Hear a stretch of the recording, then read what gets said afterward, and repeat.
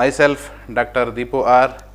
Again, on the topic of entrepreneurship, we have seen in the last class the difference between entrepreneurship and management, the difference between entrepreneur and manager. Also, we have seen the different barriers that most of us will be having while becoming entrepreneurs. Now, in this session, I would like to speak on the differences between entrepreneurs and entrepreneurs. After that, I will be taking up the topic of stages of entrepreneurship. What are the different stages or steps in the process of entrepreneurship? So, every organization faces the problem of sudden resignations of their top executives. A few of these executives tend to become entrepreneurs and start their own ventures. Some of these business ventures may become competitors to the organization they had quit. To overcome such situations, an American management guru by name Gifford Pinchot III suggested in 1985 that large corporations should create smaller systems within the organizations and allow certain executives to operate like entrepreneurs. He also suggested that these ambitious executives should be provided with adequate financial resources and would provide selected executives a status similar to that of an entrepreneur in the society. And these intra-corporate entrepreneurs or entrepreneurs would introduce new products, services and processes which enable the company to grow and succeed in a changing environment. Many American corporations such as IBM, GM, AT&T, Texas Instruments, etc. have started encouraging entrepreneurs and have had considerable success. Let us see the differences between an entrepreneur and an entrepreneur. An entrepreneur is an independent businessman. He will start his business by his own thoughts, his own motive. An entrepreneur is a semi-independent businessman. Only when the entrepreneur assigns the task of entrepreneurship to him, he will be able to carry out. Otherwise, he will start his own venture and he will become entrepreneur. Difference between entrepreneur and entrepreneur. An entrepreneur bears full risks of the business he develops and operates, whereas an entrepreneur does not fully bear the risk of the business he operates. An entrepreneur himself raises the necessary capital from various sources and guarantees its return to the suppliers, whereas an entrepreneur, he neither raises the capital himself nor guarantees any return to the suppliers. And the next difference is, an entrepreneur operates from outside the organization. In other words, he creates the organization which works for him, whereas an entrepreneur, he operates from within the organization. In other words, he is part of the organization that he may be allowed to create. An entrepreneur might find it difficult to totally withdraw from his business. He cannot just quit and go out of the business, whereas an entrepreneur finds it relatively easier to totally withdraw from his business. Now, let us look at the different stages in the entrepreneurial process. What are all the different stages an entrepreneur needs to cross before becoming an entrepreneur? The processes through which an entrepreneur starts a new venture generally goes through 4 stages. The very first stage is identification and evaluation of the business opportunities. Phase in the life cycle of an entrepreneur is he should be very alert. He should be very, very alert in knowing what is happening around. So, stage 1 is to identify and evaluate the business opportunity. This is the very first step in the entrepreneurial process. An entrepreneur has to be alert to the opportunities and possibilities that arise in the market from time to time. See, every industry is started out of some opportunities in prior. Although opportunities knock the door of every entrepreneur, only very few seize them and convert them. See, that's very important feature of an entrepreneur to identify the opportunity. If you don't recognize, if you don't identify an opportunity, then you fail to be an entrepreneur. For example, when digital cameras concept was introduced, it was first brought in the company called Kodak. You must be knowing the Kodak company that was manufactured.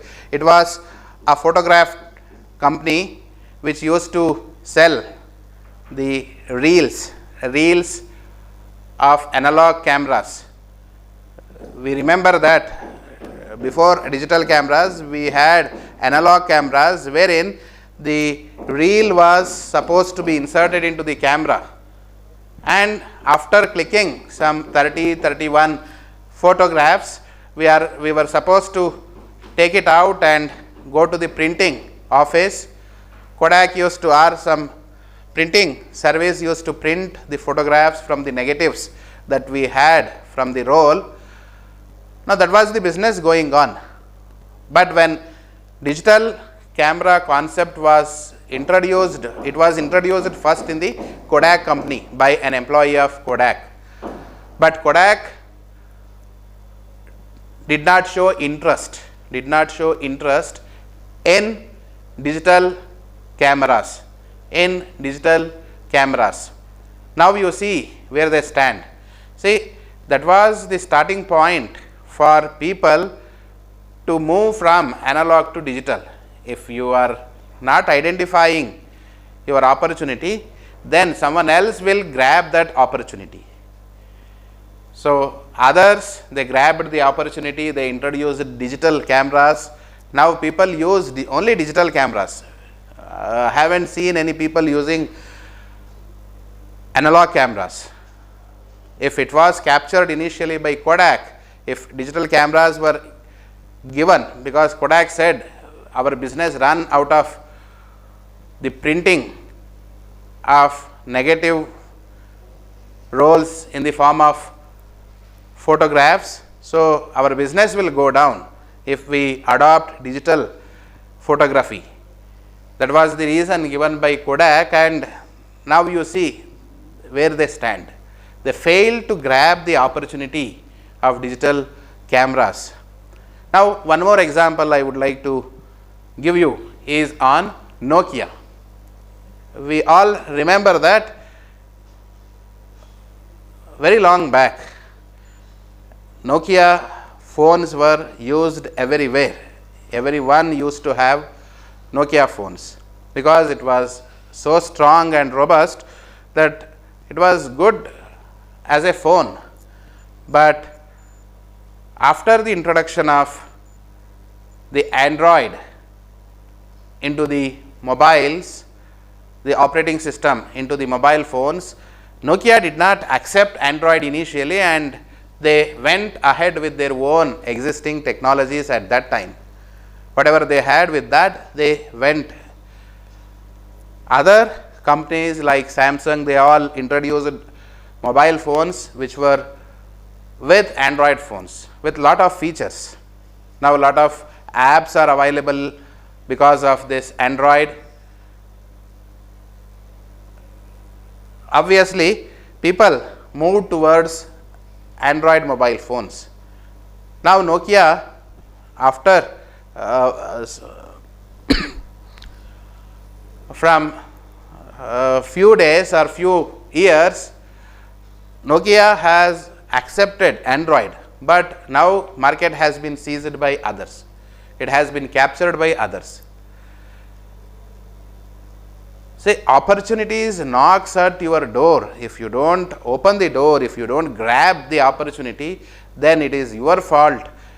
Someone else will catch that opportunity. They will take that opportunity to their place. So, identifying the right opportunity and evaluating it properly, whether that is suitable or not, is very important. Opportunities keeps on coming in different forms. It is not that once you lose, you are completely gone.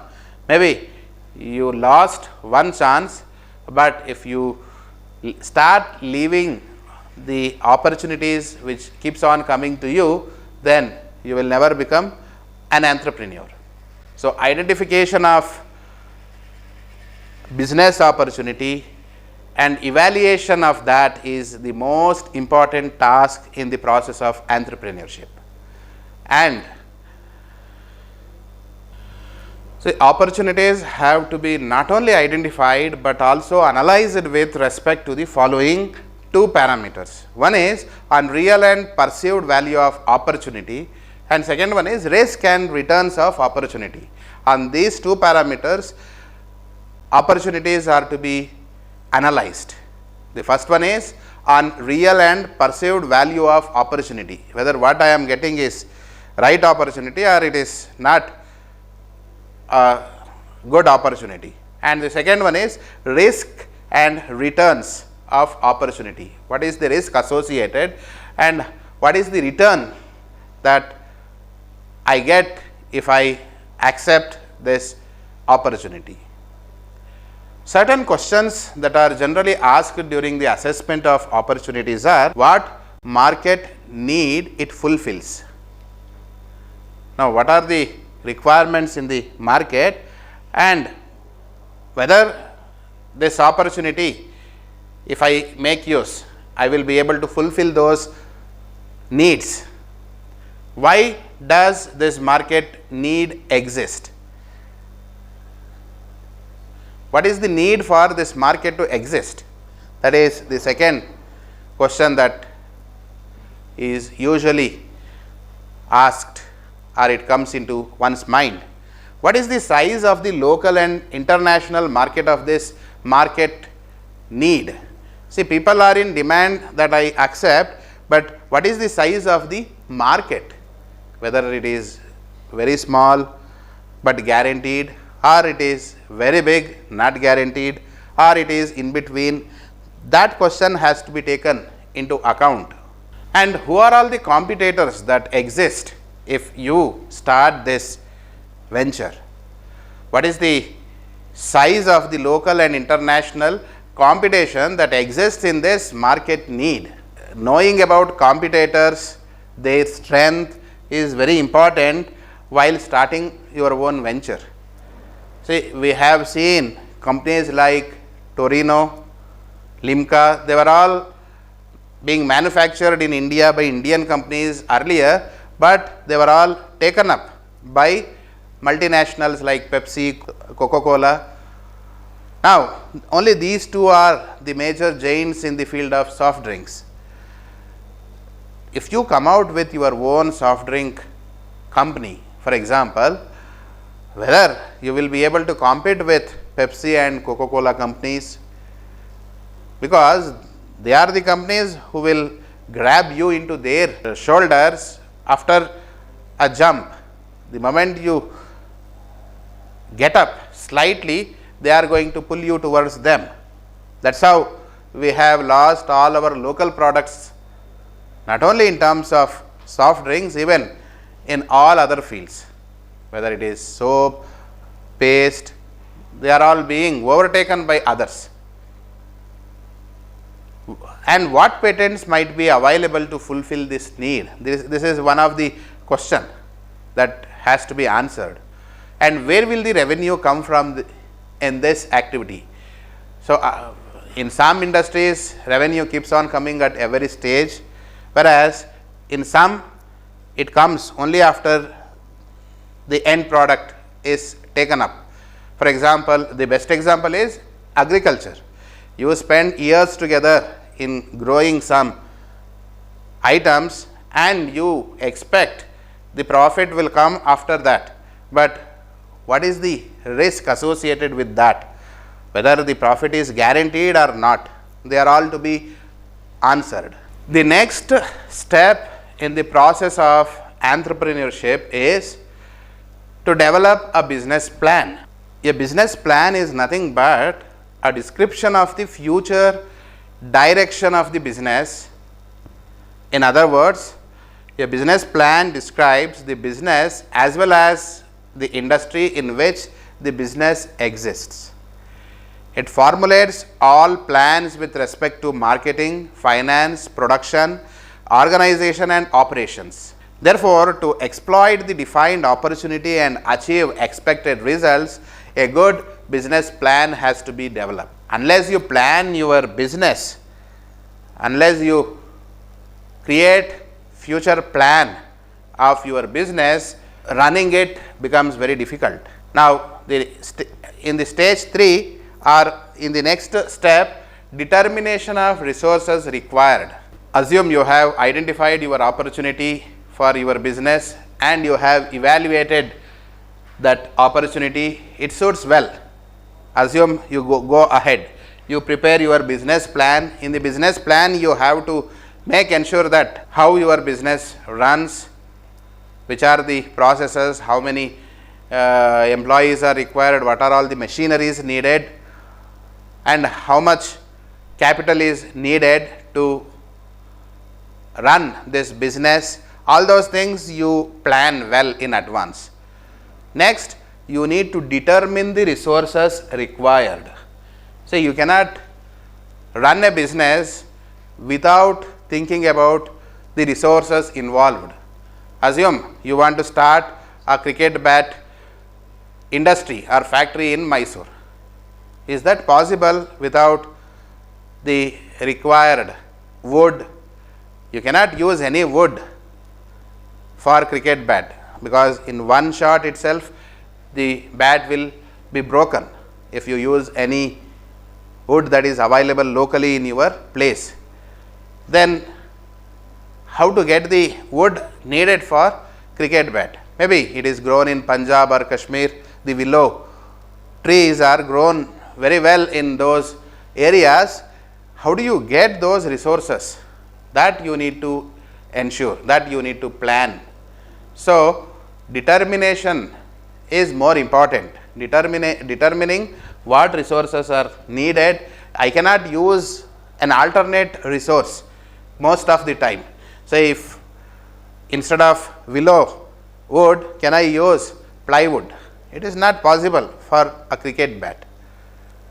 Suppose if you think of starting your own business, maybe at the midpoint of Rajasthan desert, what kind of products you get there, what kind of raw materials you get there.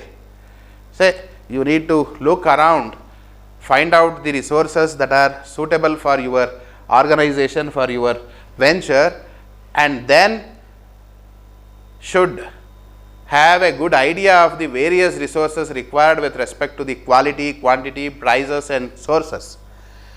This will considerably improve operational capability. This will considerably improve operational capability.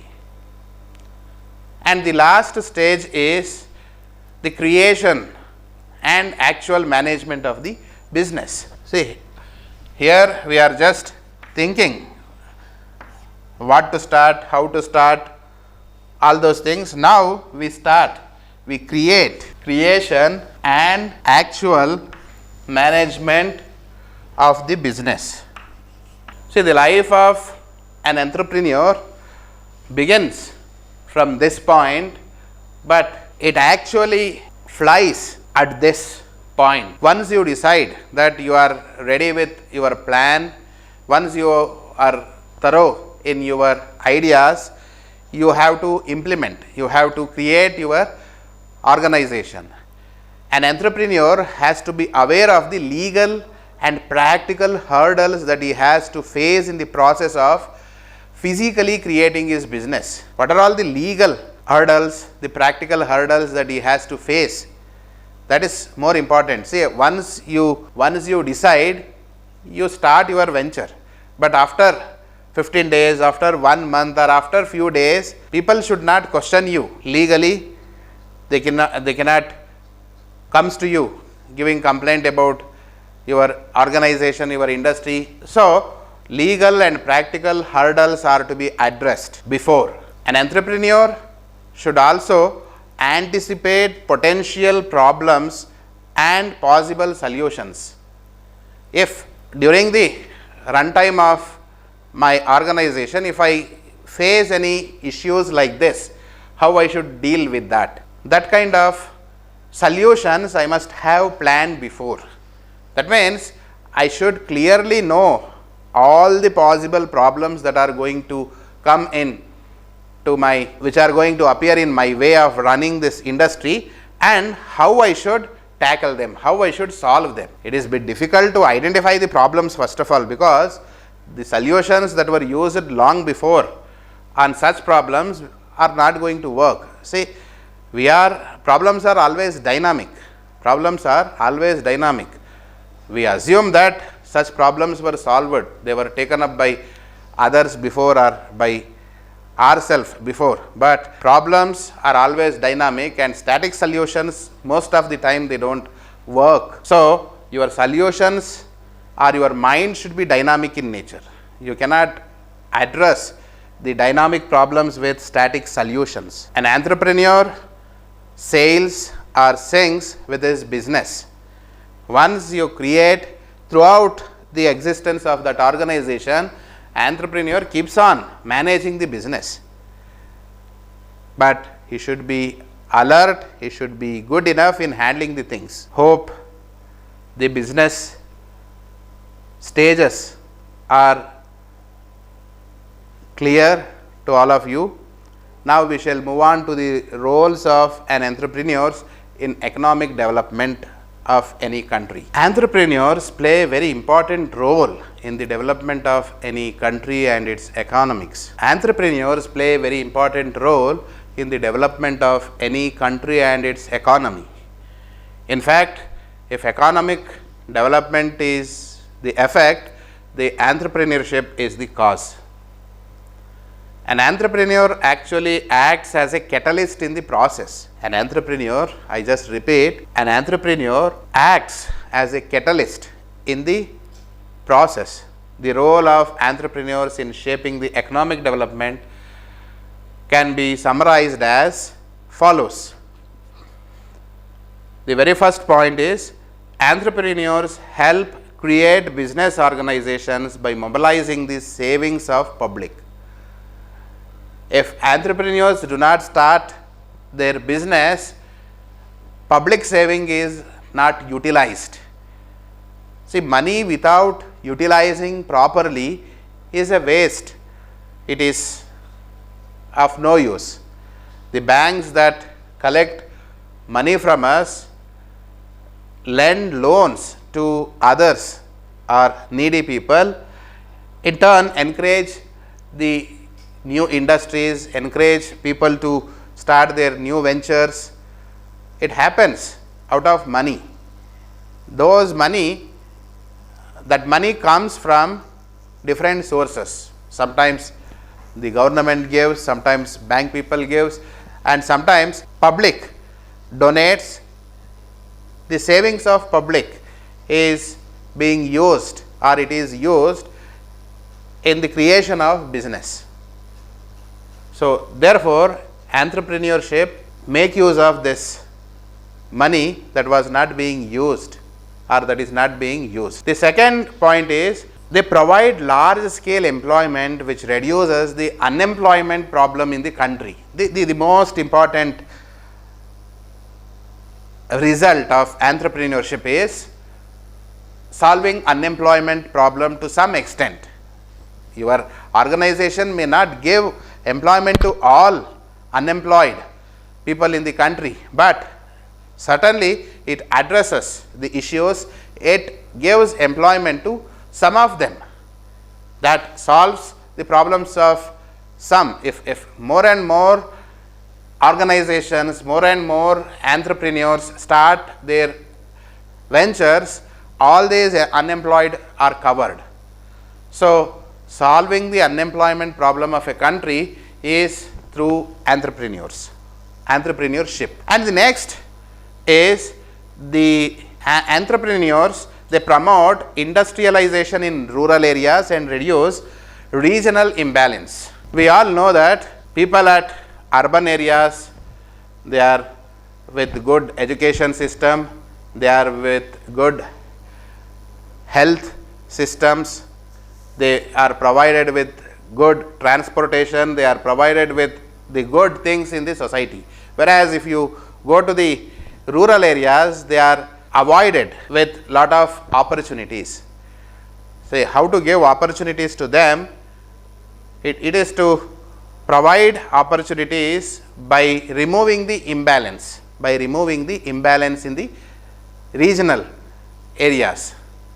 So, by promoting industries in the rural areas, we can reduce the imbalance of rural areas. We can pull the people, because we find raw materials as well as we get even manpower. That means industrialization or entrepreneurship helps reduce over dependence on agriculture by rural people. It helps reduce over dependence on agriculture by rural people. They cause equitable distribution of wealth and income in many cases. The wealth is distributed. Otherwise, we have seen, we have read in books, we have read how wealth was being occupied or it was captured by some very few earlier, and it was not with majority of the people. But now you see the difference is quite low. Now people, the number of lakpatis are not too less. We have more crorpatis, but in earlier days very few were crorpatis, very few were lakpatis, majority of the people were poor. Entrepreneurship cause equitable distribution of wealth and income in many cases, and they help reduce concentration of wealth in few hands. The most important factor or advantage of entrepreneurship is it encourages learning and usage of skills which might otherwise remain unutilized. See, a lot of skills, if you want to use, there should be some industries that can make use of your skills. Otherwise, what is the use of your skill without being used?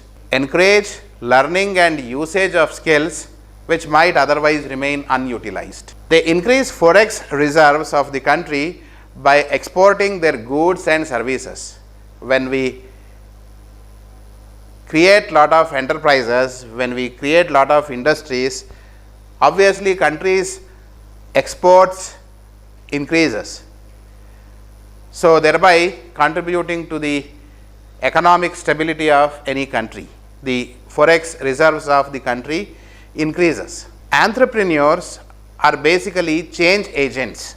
They just change the environment. One Jamshedji Tata changed a lot. One Dhirubhai Ambani changed a lot. One Ajim Premji changed a lot. One Narayan Murthy changed a lot. They can initiate and bring in vast changes in the structure of business and society. Infosys is the very first company which allowed its shares among its employees. All the employees were treated as owners. They were not different from the owner or entrepreneur. By buying the shares, say shares were distributed to employees of Infosys. This kind of changes, this kind of changes happens in business and society. Successful entrepreneurs become icons and can inspire a whole new breed of entrepreneurs. See, by looking at N.R. Narayan Murthy, Azim Premji, Dhirubhai Ambani, Jack Ma, Steve Jobs, Bill Gates, lot of other people are motivated. So, it is possible to motivate others through our works. I named a few, but there are plenty of examples. Now, we will see the entrepreneurship in India, the history of entrepreneurs, the history of entrepreneurship in India. The growth and development of entrepreneurship in India over the ages can be traced from the books, from the scripts as follows. Metal handicrafts have existed in the society even since pre-Christian era, obviously being traded for profit. We all know that the ornaments that were used by our ancestors and people who lived long back in India were of metals, usually gold. Now, how did those ornaments were made? Without having entrepreneurship, without having factories which manufactures these ornaments, people, how they were using all these things. So, not only ornaments, even handicrafts, we have believed that they exist from very long back. In post-Christian era, caste-based businessmen created karkhanas, while craftsmen formed associations called guilds to produce and sell handicrafts and other goods. If you look at the ancient monuments in India, we have temples, we have monuments that are standing from hundreds and thousands of years. They are still strong, whereas the buildings that we build nowadays using so-called modern technology, they don't exist after 120, 130 years. What is the reason behind this? Because we are using all the modern products, whereas those people who built Brihadeshwara temple or the temple at Belur, Halebid, the Hampi temples, the famous temples of Somnath, the temples at Kedarnath, even the Kashi temple. If you look at these temples, they are built using not modern technologies or not by using modern products that are available now. They were built long back. Maybe they must have used different technologies, they must have used different products. Scripts says, the books says that there were a lot of karkhanas in India. The factories or industries we are seeing today are nothing compared to the factories that we had before. Lot of factories were there, but those factories were different. They were not like the factories that you see today. Every village, every house was a manufacturing unit. At the corner of every village, there used to be a karkhana that was producing, which we call as chuna or sunna. People used to prepare those materials in every village. That material was being used as a binding material between different stones, different rocks of a temple, of a monument. That is why you see even there is no leakage, there is no breakage in those structures. In Britain Parliament, once the discussion was going on. The discussion was on the topic, which country manufactures the best steel in the world. The topic of the discussion in the parliament was, where the best steel comes from, which country in the world produces the best steel. And at that time, people from East India Company had surveyed India. They proposed in Parliament that we are living in the worst state compared to the Indian living style, because there the best steel of the world is being manufactured. Some days back they visited the villages in India, somewhere near Madhya Pradesh. When they visited, every house was a steel factory. Home was with 30, 40, 50 people, and they used to work together in the form of a factory within the house. Even children, women of the house, they were all employees. So, home was not different, the working place was not different. They used to manufacture the best steel. That steel cannot be compared with the steel of British. That was the statement taken out. But those skills, that technology could not be carried further, maybe because of the rulings by Britishers in India, but the existing pillars, existing monuments, existing temples are real examples for the technology that we have lost or that existed long back. Since ages, Indian handicrafts have enjoyed worldwide reputation, such as dupattas and dhotis from Ahmedabad, chinzis from Lucknow, shawls from Kashmir, metalware from Varanasi.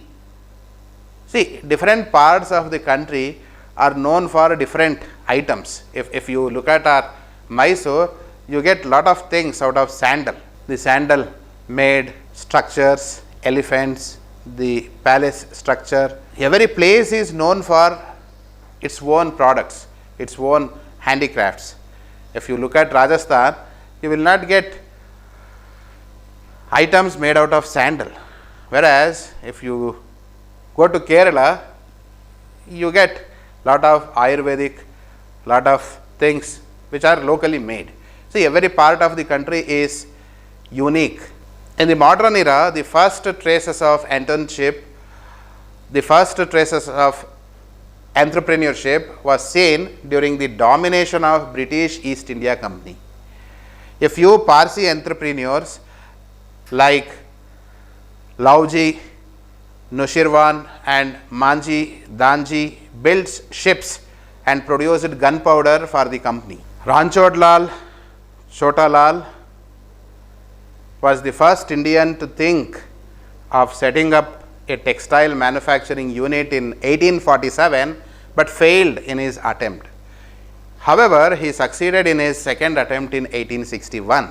But before this, the credit for successfully starting a textile mill goes to another Parsi, Kovasji Naubai Davar in Bombay in 1854.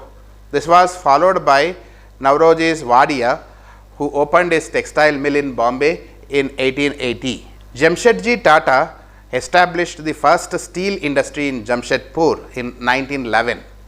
This was followed by the entry of Birla family, which set up a jute mill in 1919. The Swadeshi campaign called by Mahatma Gandhi, calling for using only Indian goods, gave the first wave of entrepreneurial activity in India.